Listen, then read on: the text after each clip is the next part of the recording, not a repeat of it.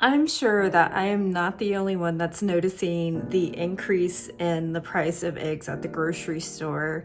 I've noticed it for a little while now, and especially since we are right at the very bottom of the US, we are kind of off of the normal beaten trail. It increases our prices substantially. So I've seen a lot of folks recently posting where a dozen eggs is $9. In my case, I saw the other day where I believe a 18 pack was going for $12 or $13, and others were going for $7 and above. And it's mind-boggling to me because I remember way back a few years when I was shopping a little bit more organically that I could find a dozen of eggs for about $6. So that tells me that things are really out of control. But I'm not here to point fingers and talk about the problem itself. I think there's plenty of others who will discuss that. I want to offer solutions for those who are really struggling to find alternatives for such a staple item like eggs. Before I hop into that, if you're new to this channel, my name is Tiffany. My husband Paul and I hit the road a few years ago, started out on van life, lived that lifestyle as a nomad for a little bit, and then we decided that we needed some more stability, so we purchased around 10 acres of land in southeastern Arizona, which we are planning on turning into a full-time desert homestead. And we have a lot of other projects mixed in between. If that sort of thing interests you, then please feel free to subscribe to our channel to keep up with us, or give us at least a comment or a like to help us grow our channel further.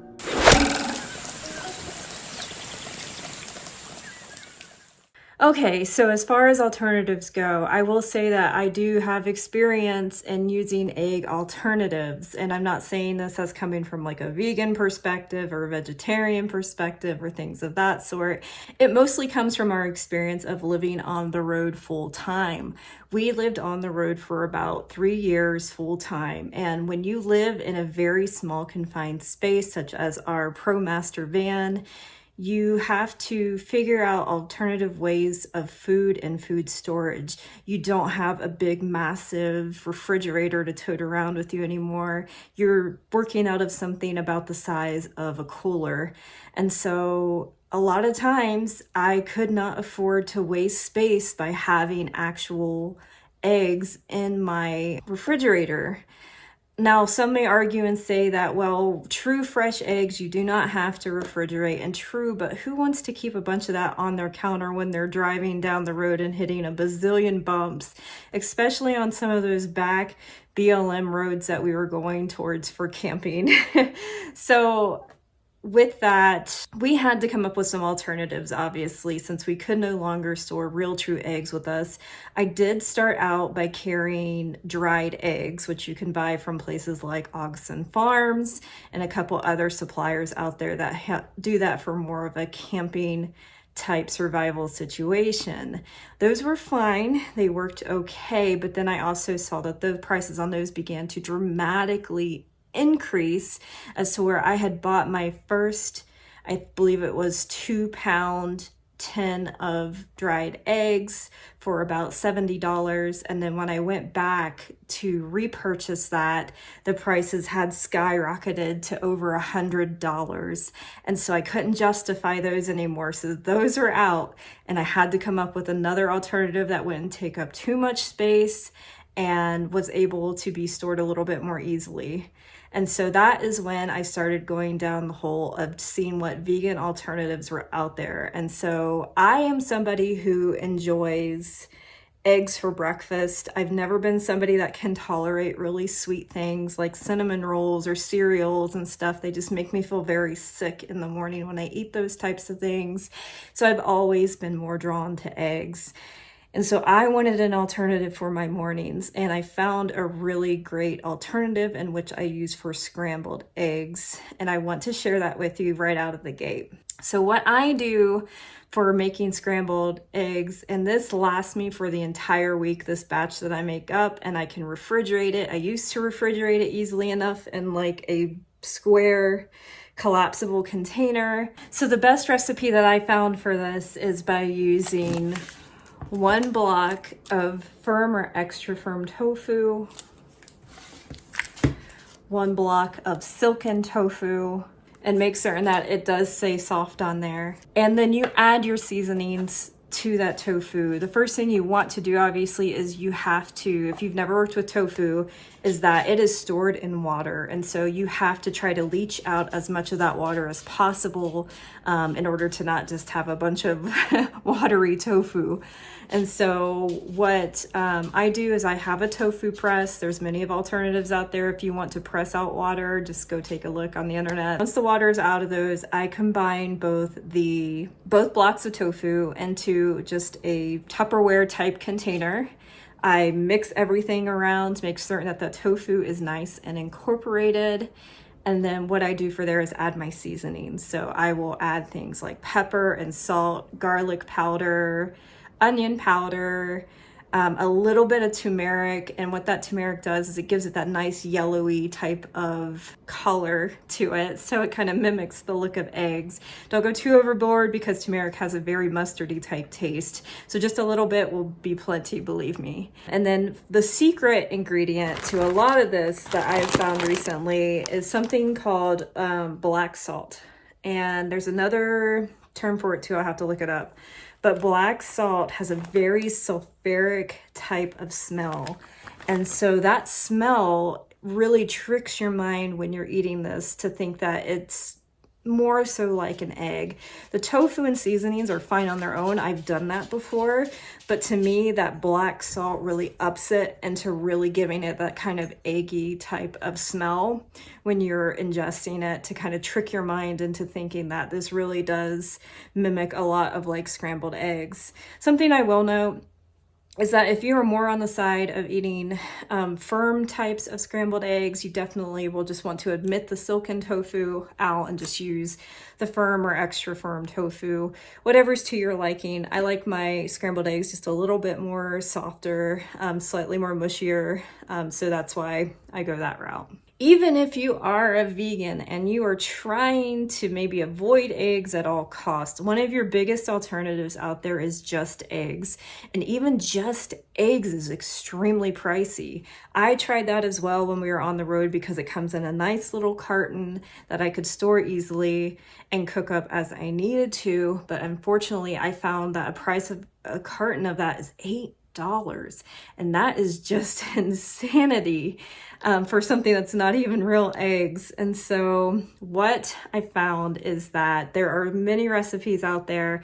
The best one is just kind of following what the ingredients are of just egg, which is basically just mung bean and some hot water, and then obviously your seasonings. Use that black salt that I mentioned earlier, which helps it give that kind of sulfuric-y taste, egg-like taste, but they tend to add that towards the after part once they've cooked their mung beans and water together. And so that's a pretty simple recipe. There's plenty of YouTubers out here that have provided that recipe. Essentially, you're just taking the mung beans, soaking them in water, adding some hot water to that, and blending it all together until it's a nice, smooth consistency. And that recipe is great for if you're looking for omelet alternatives, and again, baking alternatives, things like that, that utilize eggs, and also obviously scrambled eggs as well.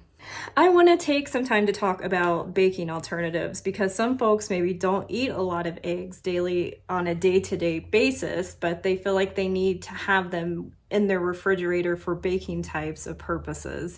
And so there are plenty of alternatives out there for eggs. In fact, I've used many of these when I've been out of eggs before and just needed something in a quick pinch. And many of these alternatives have worked great. The first one I want to talk about is using ground flaxseed. So this one is used quite often in baking for a lot of vegan types of recipes as an egg alternative. And it's really simple. All you are doing is just combining 1 tablespoon of this ground flaxseed with 2 tablespoons of water. And then that will create 1 egg alternative for you. The other one, which is commonly used, I've heard this one multiple times, is using applesauce. And for applesauce, it is just 1/4 cup of applesauce. That's it. And then that is going to equal out 1 egg. This next one I've learned about recently in my adventures of, again, using eggless alternatives. But something recently I learned is for garbanzo or chickpeas. And so these I have been enjoying just eating for lunch and things like that, making them into salads and Mediterranean type things. But did you know that the water, what they call aquafaba, can actually be utilized as an egg alternative and a lot of other different alternatives as well? It can be used for things such as whipping cream. I personally have made blondies from using the aquafaba water, so don't throw out the aquafaba water when you're draining it out from the can. Put that into a mason jar. I strain mine over top of a mason jar, and then I save that in the fridge for whenever I'm baking up things. And I use that as a great alternative to eliminate my oils and then also eliminate the use of an egg in some of my recipes. So aquafaba, if you're looking for an egg alternative, is 3 tablespoons of aquafaba, which equals 1 egg. Next one I want to talk about is chia seeds. So a lot of you might have this lying around for smoothies or other types of things, just sitting in the back of your cupboard like mine, which I've had these forever. And so anyways, 2 tablespoons of chia seeds with 4 tablespoons of water will equal out to be 1 egg. And as I mentioned before, that tofu scramble that I talked about earlier, I have used that in baking for rolls and breads and things when I've been in a pinch and didn't have an egg on hand, and it turned out perfect. So the true reason for a lot of these alternatives, especially the baking ones, are that they are creating binders, and binders are kind of what the purpose of the egg is. It has those proteins and it kind of just brings everything together. That way you just don't have a bunch of different clumps and stuff when you're baking. It really is the thing that brings everything and holds it together. And so these alternatives are great for those types of recipes. And then obviously I shared the ones at the beginning for folks who are true egg eaters and enjoy that. But something I want to talk about too is that obviously egg alternatives are great. And for those who truly want true eggs, again, basically your only alternative at this point is to either become friends with a local egg farmer or chicken farmer, or start your own flock. And I know that's not reasonable for everybody out there currently. Obviously, there's cities that have regulations against having poultry or livestock in your backyards. I'm very lucky that I can actually have a backyard flock if I want to, and that is actually precisely what Paul and I are working on currently. We are building a chicken coop out of pallets, and so that is going to be one of our future videos. If something like that does interest you, we're all about keeping things frugal and low-key, and so that is something that, you know, we definitely want to share that process with everyone. So if you're interested, subscribe to us. That way you can keep up and in touch when we finally post that video. That's all I have for you though. I just hope that these are very helpful to you in some way, especially if you are feeling the pinch of egg prices and feel like you just don't have any other ways or means around having eggs in your house and in your refrigerator. So thanks for watching, my friends. Take care. See you next time.